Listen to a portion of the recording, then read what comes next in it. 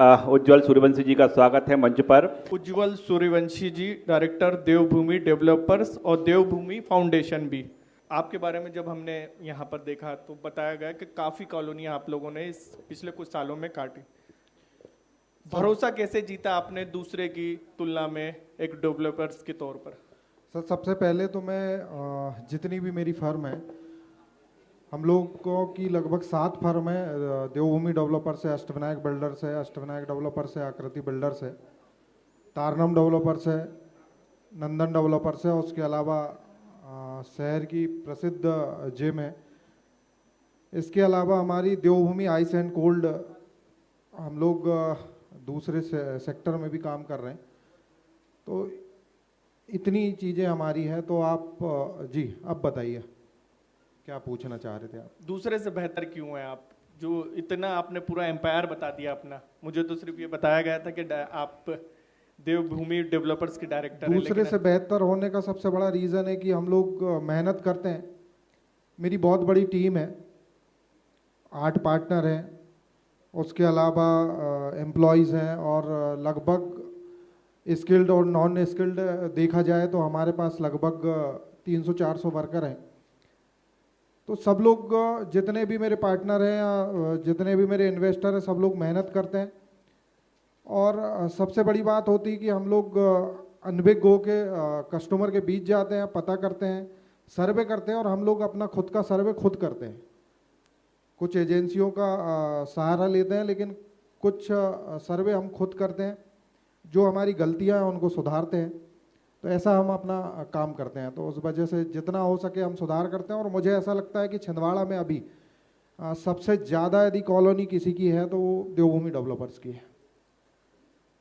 लेकिन हम देखते हैं कि कोई भी कॉलोनाइजर हो, बना देता है फिर चले जाता है। आप क्या बनाने के बाद, देने के बाद, पूरा हैंड ओवर करने के बाद, क्या भविष्य में भी उसके तमाम मैनेजमेंट का ध्यान आप लोग रखते हैं? देखिए, हम लोग इसका ध्यान जरूर रखते हैं। सबसे पहले हम समितियां बनाते हैं, वहीं पे लोकल समितियां होती है।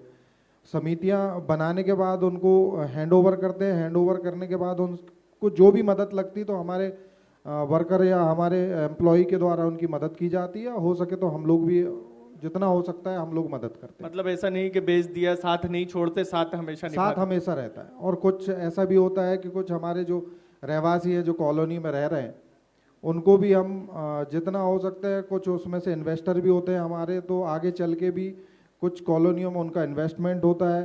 तो धीरे धीरे हम एक जो लगाव उनसे लगा रहता है, जुड़ाव रहता है, तो कंटिन्यू हम उस चीज़ को करते हैं। आप खुद बना के देते हैं या फिर ऑन डिमांड भी पूरा रहता है, ऐसा, या फ्लैट्स या फिर डुप्लेक्स का ही रहता है? देखिए, हमारे सारे तरीके के प्रोजेक्ट्स हैं, प्लॉटिंग के प्रोजेक्ट्स हैं।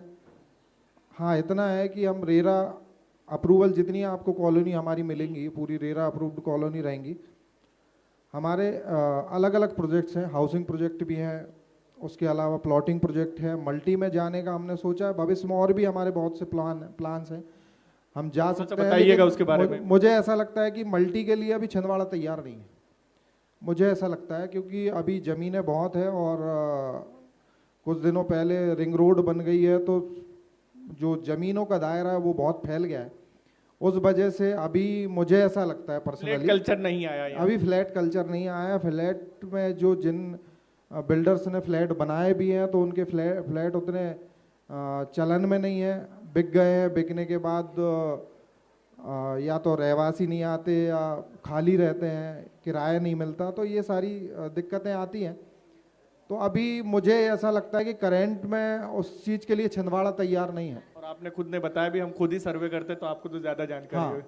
मेरी एक मेरा एक नेचर है कि सर्वे करता हूँ, लोगों की बातें सुनता हूँ, तो पता चलता है कि आप, और कहते हैं कि एक कहावत है, बचपन में हमने पढ़ा भी है कि निंदक ने आरे राखी है। तो निंदक यदि आपके आजू बाजू हैं, जो आपकी कमियां बता सक रहे हैं, तो आज के समय में उनका सम्मान कीजिए।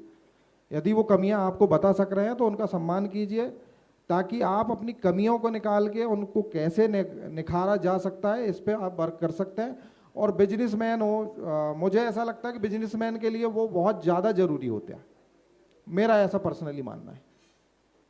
पीछे से किसी का सपोर्ट रहा या खुद ही का संघर्ष रहा पूरा, या फिर दोस्तों के साथ मिलकर, जिस तरीके से आपने नहीं, बताया कि ऐसा- पार्टनरों के साथ मिलकर आपने पूरा कारोबार बढ़ाया? यदि मैं अपनी जर्नी की बात करूं तो ऐसा कोई सपोर्ट नहीं रहा। बेसिकली मैं एक छोटे से गांव से हूं। यहाँ से अमरवाड़ा तहसील है, अमरवाड़ा के आगे 10 किलोमीटर मेरा गांव है हिर्री। और मेरे पिताजी किसान हैं, माँ आंगनवाड़ी कार्यकर्ता थी, अभी वो रिटायर हो चुकी हैं। वहाँ से मेरी जर्नी स्टार्ट होती है। 10th क्लास तक मैं अपने गांव में पढ़ा, उसके बाद 12th मैंने अमरवाड़ा किया और उसके बाद यहाँ पर BCA करने आया था। एजुकेशन को लेके यहाँ पर आया था। हाँ, इतना कह सकता हूँ कि गॉड फादर कोई नहीं है, लेकिन एक नाम है, उनको बड़ा भाई मानता हूँ, गुरजीत सिंह बेदी संटीविया को, जिन्होंने मुझे रास्ता दिखाया।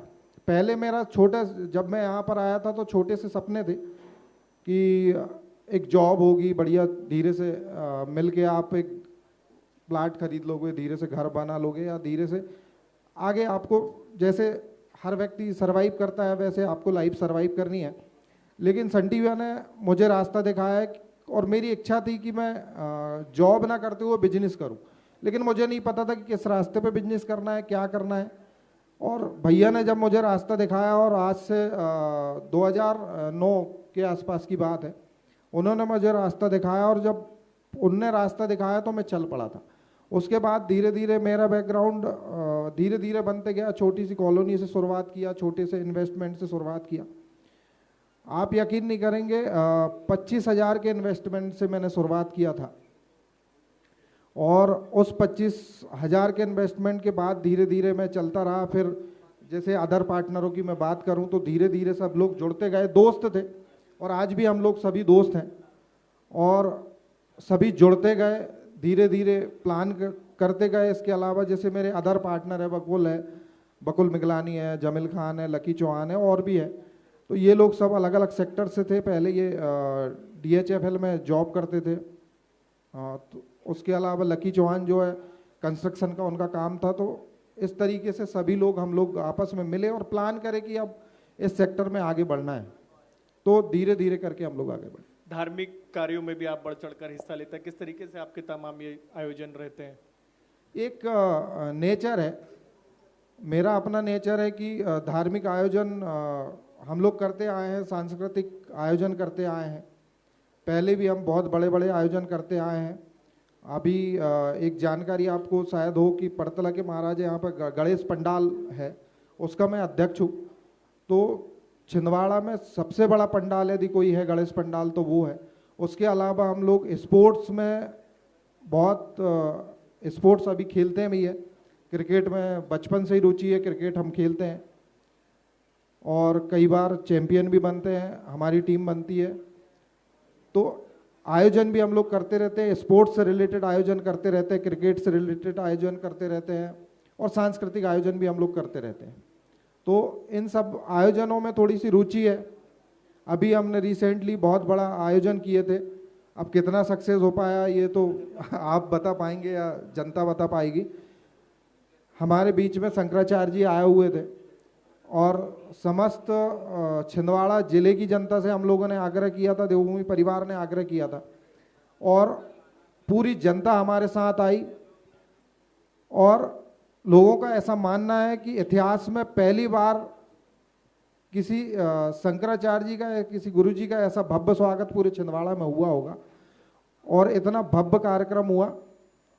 तो मेरा ऐसा मानना है कि जितने भी हमारे करीबी लोग हैं या जो हमें जानते हैं, उनका यदि हमारे साथ रहा तो हम बहुत आगे भी चल के सांस्कृतिक या किसी भी आयोजनों में बढ़ चढ़ कर हिस्सा लेंगे और सक्सेस भी करेंगे। समय की कमी है, छोटे छोटे 2 सवाल लूंगा, चाहूंगा छोटे छोटे जवाब दीजिए। छिंदवाड़ा का भविष्य आप क्या देखते हैं, किस तरीके से और बेहतर किया जा सकता है आपके द्वारा भी, और बाकी अगर जनप्रतिनिधि या किसी से आप चाहें तो?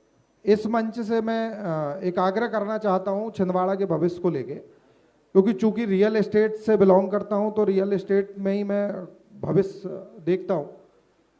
हम अब जो जाना चाहते हैं कि कॉमर्शियल मॉल जो होते हैं उस फील्ड में हम लोग जाना चाहते हैं, तरीके की प्लानिंग हम करना चाहते हैं।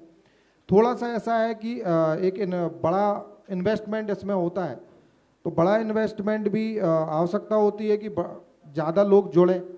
तो मैं इस मंच के माध्यम से छिंदवाड़ा के जो लोग हैं उनको बता देना चाहता हूं कि बाहर से लोग आते हैं, बड़ी चीज़ें करते हैं और पैसा भी बाहर चला जाता है। तो मैं ऐसा चाहता हूं कि लोकल के जो छोटे छोटे इन्वेस्टर हैं, हाँ, वो भी हमसे जुड़े और हम एक बड़ा प्लान कर सके। ऐसी इस मंच के माध्यम से मैं आग्रह करूंगा छिंदवाड़ा के उन इन्वेस्टरों से जो बाहर से जो बिल्डर आते हैं उनको इन्वेस्ट करते हैं, तो वो हमें इन्वेस्टमेंट करें और रिटर्न भी हम गारंटी देंगे कि रिटर्न भी बराबर देंगे और बड़ी चीज़ हम कर पाएंगे। और जो पैसा रहेगा वो छिंदवाड़ा में ही रहेगा, सर्कुलेट तो होगा, साइकिल होगा, लेकिन छिंदवाड़ा में ही रहेगा। कारोबारी आप बन गए, समाज सेवा आप करते हैं जी। यहीं तक सीमित रहेंगे कि राजनीति तरफ भी जाएंगे आप? राजनीति में जहाँ तक बात है तो राजनीति से मेरा नाम जुड़ते रहा है। फिलहाल ऐसा कोई मन नहीं है राजनीति में जाने का, लेकिन यदि गुरुजी का आशीर्वाद रहा इस सब्जेक्ट में, मैं प्लान है कि गुरुजी से मैं एक बार बात करूंगा। यदि उनका आशीर्वाद रहा तो राजनीति में भी आऊंगा। और जैसे कि बात रही कि राजनीति में मैं बता दूं कि किसी पार्टी से बिलोंग नहीं करता, ना कि हाँ, नाम मेरा जुड़ते रहा है कांग्रेस से, लेकिन ऐसा नहीं है, आयोजनों की वजह से मेरा नाम कांग्रेस से जुड़ते रहा है, लेकिन मैं किसी पार्टी से बिलोंग नहीं करता हूँ। बहुत बहुत धन्यवाद उज्जवल सूर्यवंशी जी। आप